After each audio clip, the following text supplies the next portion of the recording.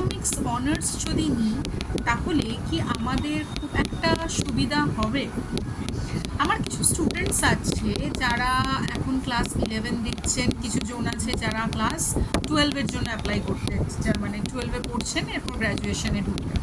তাহলে কোন সাবজেক্টটা পড়লে আমাদের সুবিধা হবে? হ্যাঁ, এখন যেরকম সিচুয়েশন চলছে আমরা কেউই জানি না যে আমাদের কীরকম বেনিফিট হবে। বেনিফিটের চেয়েও বড় কথা, এখন যেরকম সিচুয়েশন চলছে আমরা একদমই জানি না যে ভবিষ্যতে কীরকম কী, মানে কোন সাবজেক্ট নিয়ে পড়লে আমাদের সবার চেয়ে বেশি সুবিধা হবে। এবং সেটা খুবই কঠিন এক্ষুনি বলা, কারণ কি সবসময় আমাদের সেই সাবজেক্টটাই নেওয়া উচিত আমি মনে করি যেটা আমাদের ভালো লাগে, কারণ কি আমাদের কাজ করতে হবে।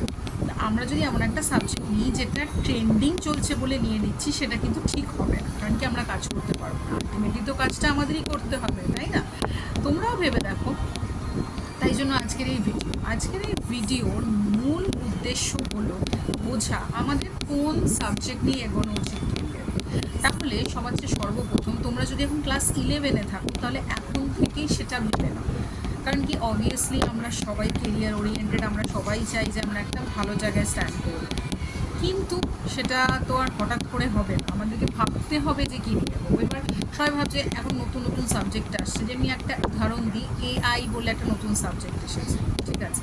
তো সেটা নিয়ে এগোলে আমাদের স্টুডেন্ট এক জিজ্ঞেস করছিল সেটা নিয়ে এগোলে কি ভালো হবে। আমি তাকে বারবার বলেছিলাম তোমায় ভেবে দেখতে হবে, পার্সেন্টেজ একটা মার্কস আমাদের সার্টিফিকেট তো ম্যাটার করে। তো সেইটা যদি আমি একটা পরীক্ষা দিলাম কিন্তু আমি যদি ভালো না পাই তাহলে তো সেটা আমার কোনো কাজে দেবে না। তাহলে সেইটা আমার ভাবতে হবে যে আমি যে সাবজেক্টটা নিচ্ছি সেটা কি আমাকে কোনো কিছু একটা মানে দেবে বলতে যে ওই সাবজেক্টটা নিয়ে কি আমি এগোতে পারবো, এবং ওই সাবজেক্টে আমি কতটা বেশি মার্কস পাবো, আমি কি খুব ভালো মার্কস পাবো ওই সাবজেক্টটা নিলে, সেটা আমাদের ভেবে দেখতে হবে। আমরা যদি বলি হ্যাঁ আমরা পাবো তাহলে কিন্তু আমার নেওয়া উচিত, কিন্তু আমরা যদি ভাবি যে না আমরা পাবো না এবং ওটা নিয়ে আমাদের কোনো লাভ হবে না, তাহলে আমি বলবো আমাদের কিন্তু এগোনো উচিত না। এবং এখন প্রশ্ন হচ্ছে কোন সাবজেক্ট নিলে আমাদের খুব ভালো হবে, সেটা হচ্ছে ইকোনমিক্স কিন্তু এমন একটা সাবজেক্ট যেটা তোমরা নিলে ভালো হবে, কারণ কি আমি বলছি এখন আমাদের ডেটা সায়েন্স খুব আসছে।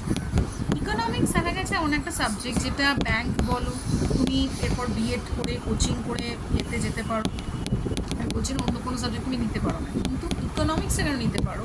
ডেটা সায়েন্স যেটা হয় যেটা হচ্ছে তোমরা যারা জানো হায়ার লেভেল এবং যারা ইকোনমিক্স পড়ছো তারা জানো যে তোমরা ইকোনমেট্রিক্স বলে একটা জিনিস করো, যার মধ্যে তোমরা রিগ্রেশন অ্যানালিসিস, মাল্টিকোয়ান্টিটি, হেটারোস্কেডাস্টিক করো, এবং সেগুলোই তোমরা কিন্তু কম্পিউটারে চেক করো রিগ্রেশন অ্যানালিসিস করে কতটা কি। ইকোনমিক্স নিলে কী হয়, এই জিনিসটা তোমাদের একটা সুবিধা হয়ে যায়, তোমরা ইকোনমিক্স নিয়েছো তাই তোমরা ওই জিনিসগুলো ওরকমভাবে করতে পারো। এইটা একটি বিষয় হয়ে যায় যদি তোমরা ইকোনমিক্স নিয়ে পড়ো, যে তোমরা একটা জায়গায় রাখো। তাই জন্য ইকোনমিক্স নিলে কিন্তু এটা সুবিধা আছে। তো তোমরা ভেবে দেখতে পারো, এবং তোমাদের যদি কোনো সমস্যা থাকে তোমরা এখানে জিজ্ঞেসও করতে পারো।